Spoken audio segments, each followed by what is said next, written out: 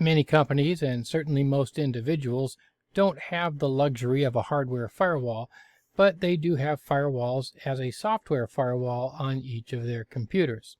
It looks something like this one that you see up here in the corner, but we'll look at a larger version of it in just a few minutes. There are some advantages to having software firewalls. They are very low cost. In fact, they're usually built into operating systems. Most Windows operating systems have firewalls built right in.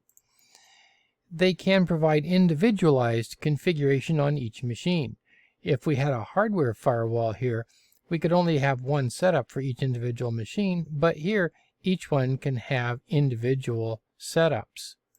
They add an extra layer of security if we do have a hardware firewall also.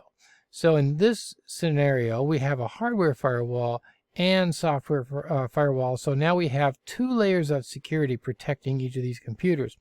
If a certain configuration on the hardware firewall was not configured quite correctly, we might have it configured correctly over here on the software firewalls. We have the Windows Defender firewall with advanced security here. And as you can see, I have a bunch of rules on here. And I have some inbound rules and some outbound rules. If I click one of them, let's say outbound rules, and click new rule, you can now see that I can filter by programs. So certain programs are not allowed to get out, say, to my network or to the internet. By port numbers or port types, TCP, UDP, or different port numbers.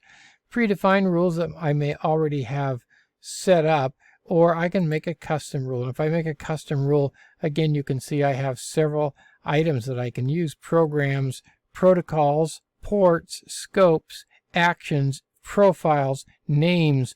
I have lots and lots of different ways to filter these things. And if I go into various ones, you'll see I have even more settings for each of these that I can set up.